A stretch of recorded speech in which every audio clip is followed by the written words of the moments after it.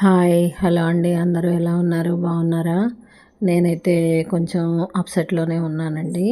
అది ఏంటి అన్న తర్వాత అయితే చెప్తాను. ఇక్కడ మీకు చూపెట్టేది ఏంటి అంటే బెల్లం ఆవకాయ చెప్పా కదా, బెల్లం ఆవకాయ పెట్టాను. 2 రోజులు 3 రోజులు అయితే దీన్ని ఊరబెట్టానని చెప్పా కదా. చెప్పిన తర్వాత ఎండలో పెట్టాలండి. పెట్టాలి అంటే ఇలానే పళ్ళెంలో పోసేసుకోవాలి మొత్తం ఆవకాయ అంతా. నేనైతే అస్సలు నూనె కలపలేదు. మీరు చూశారు కదా, మీకు వీడియోలో షేర్ చేశాను కదా, నూనె కలపలేదు.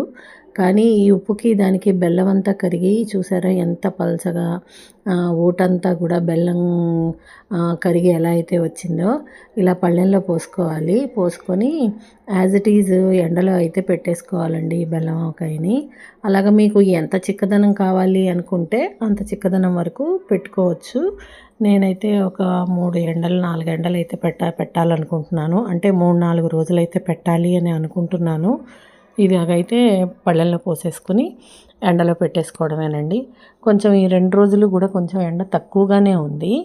అందుకని చూద్దాం అప్పటికి ఎంత వరకు దగ్గర పడుతుంది చిక్కబడుతుంది అన్నదైతే చూడాలి. మనం ఎండలో పెడితే ఏమవుతుందంటే బెల్లం కరిగి ఉంటుంది కదా, ఆ కరిగిన బెల్లం అంతా కూడా కాస్త అందులో ఉన్న తడి అదే అంతా కూడా ఎండకి ఆవిరైపోతుంది అనమాట. అయిపోయి చిక్కబడుతుంది. అప్పుడు చిక్కబడినప్పుడు మనకు కావలసినంత నూనె, ఇంగువ నూనె అయితే పోసుకోవచ్చు అనమాట. అది బెల్లం ఆవకాయ సంగతి. ఇక్కడైతే ఇంకా వంటకైతే వచ్చేసానండి. చెప్పే కదా నాకు కొంచెం మూడ్ ఆఫ్లో ఉన్నాను అని. అది ఏంటి అని అంటే ఏం చెప్పాలి, మా మనం అనుకుంటాం మనకు అందరూ దగ్గరే మన వాళ్ళే అది అని చెప్పి అనుకుంటాం కదా. మనం అందరికీ విలువ ఇచ్చినట్టుగా అందరూ మనకు కూడా ఇస్తారని అయితే లేదు కదా. అయితే ఏం జరిగింది అంటే మా చుట్టాలు వాళ్ళే, అంటే ముందు ఫ్రెండ్స్ తర్వాత చుట్టాలు అయ్యారు. అదే తెలిసిన వాళ్ళ ఇంట్లో, అంటే చుట్టాలు కూడా అవుతారులేండి వాళ్ళ ఇంట్లో ఒడుగనమాట వాళ్ళ అబ్బాయిది. అయితే 2 నెలల క్రితమే, అంటే మా అబ్బాయి వాళ్ళ ఇంటి గృహప్రవేశం అప్పుడే ముహూర్తాలు పెట్టుకున్నాము. అదే ఒడుగు అని చెప్పారనమాట ఆవిడ. చెప్పారు. అప్పుడు మా అబ్బాయి ఇంటి గృహప్రవేశం అయిపోయిన తర్వాత ఫోన్ చేసి వంట వాళ్ళ ఫోన్ నెంబర్ అది అడిగారు. అడిగినప్పుడు చెప్పారు ఇలాగా ఒడుగండి పలానా టైంలో రావాలి అని చెప్పారు. అంతే. 2 నెలల క్రితము అని అంటే ఎవరికి గుర్తుంటుంది? గుర్తుండదు కదా. సరే అయిపోయింది. మళ్ళీ నేను ఎదురు చూస్తూ ఉన్నది ఏంటి అని అంటే మళ్ళీ పిలుస్తారు కదా అని చెప్పి అనుకున్నాం. అనుకుంటే ఇంకా 2 రోజుల్లోకి ఒడుగొచ్చింది, ఫంక్షన్ వచ్చింది అన్నప్పుడు కూడా ఆవిడైతే ఫోన్ చేయలేదు అసలు. ఫోన్ చేయలేదు. ఉందో లేదో అయితే నాకు తెలీదు. నేను ఈ ఒడుక్కి అటెండ్ అవ్వడం కోసరంగా, ఎందుకంటే మా ఇంట్లో ఇన్ని జరిగినప్పుడు కూడా, ఇన్ని ఫంక్షన్స్ జరిగినప్పుడు ఆవిడ వచ్చారు. వాళ్ళ ఇంట్లో ఫస్ట్ ఫంక్షను మనం అటెండ్ అవ్వకపోతే బాగుండదు అని చెప్పి నేనైతే అసలు ఎక్కడికి వెళ్ళకుండా అటు విజయవాడ వెళ్ళలేదు మా అమ్మ దగ్గరికి, ఇలా మా అబ్బాయి దగ్గరికి హైదరాబాదు వెళ్ళలేదు. ఎక్కడికి వెళ్ళకుండా నేను వీళ్ళింట్లో ఫంక్షనే ఇంపార్టెంట్ అనుకున్నట్టుగా కూర్చున్నాను. కూర్చుంటే కూడా ఆవిడ ఏం చేశారు అంటే అప్పుడు చెప్పిందే పిలుపుట.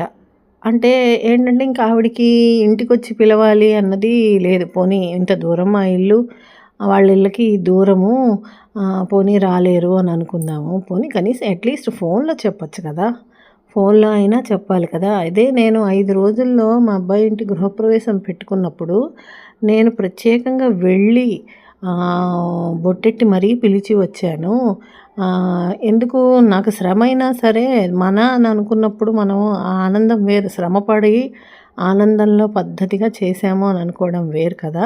అలా చేశాను. కానీ ఆవిడ ఆ ముక్క అనుకోలేదు. అనుకోకుండా మా తోడుకోడలు కనబడితే మా తోడుకోడలికి చెప్పిందిట, పెళ్ళికొడుకుని చేస్తున్నాము రేపు, అంటే ఈరోజు, అంటే గురువారం చేస్తున్నాము, కాచాయని గారికి కూడా చెప్పండి అని చెప్పేసిందిట. అదే ఫోన్ నెంబర్ ఆ రోజు వంట వాళ్ళ కోసం ఫోన్ నెంబర్ అడిగి తీసుకున్న మనిషికి ఇప్పుడు ఫోన్ చేసి ఒకసారి ఇలా పెళ్ళికొడుకుని చేస్తున్నామండి రండి అని చెప్పాలని అనిపించలేదా? అనిపించాలి కదండి. మా తోడుకోడలు కనపడితే మా తోడుకోడలికి చెప్పేస్తే అయిపోయిందా? ఇదేమి పిలుపులో నాకైతే అర్థం కాలేదు. అంటే మనుషుల యొక్క విలువలు అలానే అనేవి ఉండవన్నమాట అనిపించింది. అదేమి అంటే వాట్సాప్‌లో మెసేజ్ పెట్టేస్తే పిలుపయిపోయింది అట. పోనీ ఆ వాట్సాప్‌లో మెసేజ్ అయినా సరే నువ్వెప్పుడో 2 నెలల క్రితం చెప్పింది లెక్క వేసుకోవాలంటే ఎవరికి గుర్తుంటుంది? గుర్తుండదు కదా! అసలు ఆ మాత్రం అసలు మగవాళ్ళకి చెప్పడం అనేది లేనే లేదు. ఇంట్లో మరి మగవాళ్ళు ఎలా వస్తారు? పిలవాలి అనుకున్నప్పుడు ఒక పద్ధతి ఉంటుంది. భార్యాభర్త ఇద్దరూ జంటగా వచ్చి పిలిస్తే ఇంట్లో మగవాళ్ళకి చెప్పాలి, ఆడవాళ్ళకి చెప్పాలి అన్నదైతే ఒక పద్ధతి. ఇప్పుడు పద్ధతులన్నీ మారుతున్నాయి. నేను కాదంటం లేదు. కానీ ఒక కమ్యూనిటీలో అని అనుకున్నప్పుడు మన వాళ్ళని కొంతమందిని బొట్టెట్టి పిలిచి చెయ్యాలి. కొంతమంది ఇంపార్టెన్స్ అనేది ఉంటుంది కదా! వీళ్ళకి ఖచ్చితంగా మనం వెళ్ళి చెప్పాలి. వీళ్ళకి ఖచ్చితంగా మనం చెయ్యాలి అన్నది. అది ఆవిడ లెక్క వేసుకోలేదు అని నాకు అనిపించినప్పుడు నాకు చాలా బాధ అనిపించింది. ఎందుకంటే మా తోడికోడలు నాకు ఫోన్ చేసి అక్కయ్య వస్తారా? ఇలాగ ఫోన్ చేసి ఇలాగ ఆవిడ చెప్పారు వస్తారా అండి. అనంగానే నేను రానమ్మా, నాకు ఏదైతే చెప్పారో అదే వస్తాను. అది కూడా నేను లెక్కలో తీసుకోకపోదును. కానీ ఆవిడ మన ఇంటికి అన్నిటికీ వచ్చారు. నేను ఇప్పుడు రాకపోతే రాలేదని అనుకుంటారు కాబట్టి నన్ను ఏ రోజైతే చెప్పారో నేను ఆ రోజే వస్తాను. వాళ్ళకి వీళ్ళకి చెప్పి రమ్మనమన్న దానికైతే నేను రాను అని చెప్పేశాను. ఏదో పసుపు కుంకుమ కోసమో ఏదో నోము కోసమో పూజ కోసమో ఎంత దూరమైనా వెళ్ళాలి అని అంటారు. కానీ ఇది శుభకార్యాలు కదా! శుభకార్యాలు, ఫంక్షన్స్, పెళ్ళిళ్ళు అలాంటప్పుడు దీనికి పిలుపు లేకుండా ఎలా వెళ్ళిపోతామండి? వెళ్ళలేం కదా! అలానే నాకు అనిపించిందనమాట. ఎందుకబ్బా జనాలు ఇలాగా ప్రవర్తిస్తూ ఉంటారు? చేసుకునేటప్పుడు మనుషులు గుర్తురారా ఏంటి అసలు? పోనీ ఏం పట్టుమని ఎంతమంది ఉన్నాము? ఏమీ లేవు. మా కులం మా దీంట్లో పట్టుమని 10 మంది కూడా లేము. పిలుచుకొని అని చెప్పుకునేవాళ్ళం. ఆ 10 మందికి కూడా సక్రమంగా పిలుచుకోలేనప్పుడు ఇంకా ఎందుకు అని అనిపించింది. ఎందుకు వెళ్ళాలి అని. కొంతమంది ఎదుగుదలను చూసి పడతారు. కొంతమంది వాళ్ళ డబ్బును చూసి ఈర్ష్యపడతారు. చూసి కొంతమంది ఏంటి అనంటే వాళ్ళకేదో జరిగిపోతుంది, మనకు జరగట్లేదు అలాగ అనుకుంటూ ఉంటారు. అలాంటిది ఏమీ ఉండదు కదా! ఎత్తుపల్లాలు జీవితంలో అనేది అందరికీ సహజమే. అన్నీ కామనే కదా! ఈరోజు నాకు జరుగుతుంది, రేపు నీకు జరుగుతుంది. లేకపోతే నీకు జరిగిన నాడు నాకు జరగలేదేమో, నాకు తెలియదు కదా! అలాంటప్పుడు ఏంటి అంటే ఇవన్నీ మనం పెట్టుకోకూడదు. చేసుకునేది ఏదో మనస్ఫూర్తిగా ఇదిగా చేసుకోవాలి అని నేనెప్పుడు అయితే నేను అలానే ఆలోచిస్తాను. ఈ ఆలోచనలతో ఏంటంటే కొంచెం మనసు కొంచెం ఇదిగానే అనిపిస్తూ అలానే వంట అయితే చేసుకున్నాను. కానీ మనం ఎన్ని అనుకున్నా కాదనుకోలేం కదా! తప్పకుండా వెళ్ళాలి. వెళ్ళకపోతే ఇప్పుడు ఆవిడ చేసిన మిస్టేక్ ఏంటి అన్నది మనం నలుగురికి చెప్పుకోలేం. ఎందుకంటే ఇప్పుడు అక్కడికి వచ్చిన వాళ్ళందరూ కూడా మనకు చుట్టాలే అవుతారు. చిన్నప్పటి నుంచి మొదటి నుంచి బాగా తెలిసిన వాళ్ళు, మొహమాటస్తులు ఉంటారు. వాళ్ళందరికీ కూడా చెప్పుకోలేం కదా ఎందుకు రాలేదు అన్నది. మా కుటుంబంలో ఒకళ్ళు ఒకళ్ళు వెళ్ళకపోతే అక్కడ ఏమొస్తుంది మాట?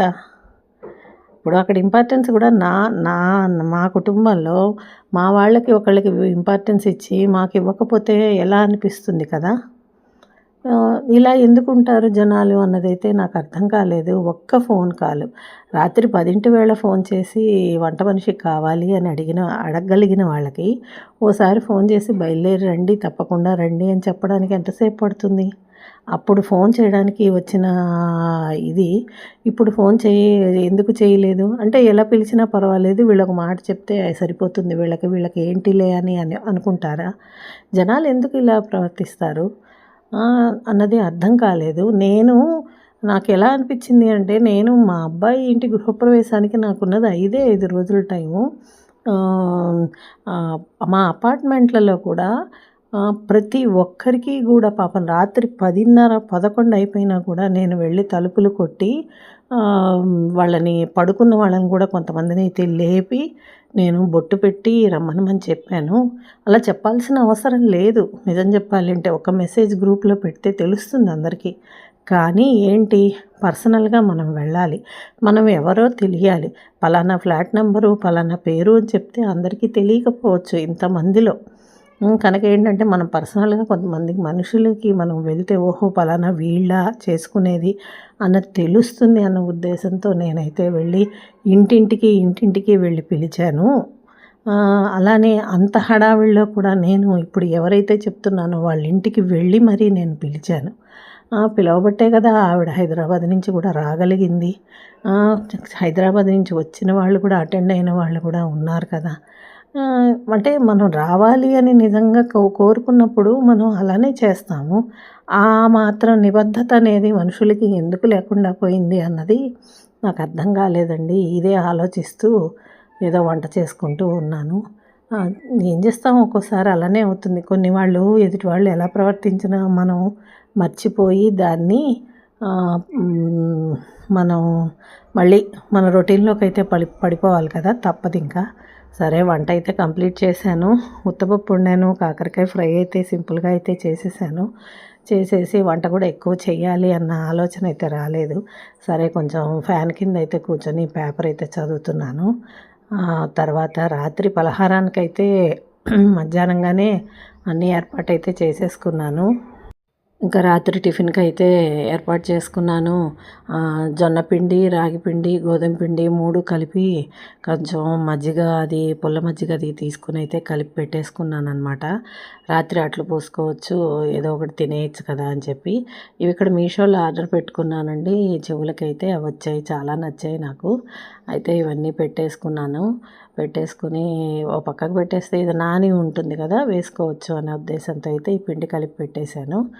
ఇదండి సంగతి. మీకు ఎలా అనిపించింది? నేనన్న విషయంలో మీకు నిజం ఉంది, అవును అని అనిపించిందా? మీకు గనక అలా అనిపిస్తే, నాకు తలనొప్పి కూడా వచ్చేసిందండి ఇక్కడ ఆలోచించి కూడా సాయంత్రం అయితే. ఏం చేస్తాం ఒక్కోసారి, మనం అనుకున్నట్టుగా ఎదుటి వాళ్ళు మనం లేకపోతే మనకు అదొక రకమైన బాధ అనేది ఉంటుంది కదా. ఏం చేస్తాం, తప్పదు కదా. అది అన్నమాట సంగతి. మీరే చెప్పండి, నేను అన్నదేమన్నా తప్ప, నా ఆలోచన ఏమన్నా తప్ప, నేను ఎందుకు ఇలా ఆలోచిస్తున్నాను, నేను తప్పుగా ఆలోచిస్తున్నానా లేదా అన్నదైతే మీరైతే మీ కామెంట్ రూపంలో చెప్పండి. నాకు అనిపించింది అయితే నేను మీతో షేర్ చేసుకున్నాను. ఇదండి సంగతి. ఏది ఎన్ని అనుకున్నా మనం కొన్ని వదిలేసుకుని కొన్ని మర్చిపోయి మనమైతే ముందుకైతే నడవాలి, తప్పదు కదా. నేను కూడా అలానే అనుకున్నాను. ఫంక్షన్కి అయితే వెళ్ళక తప్పదు.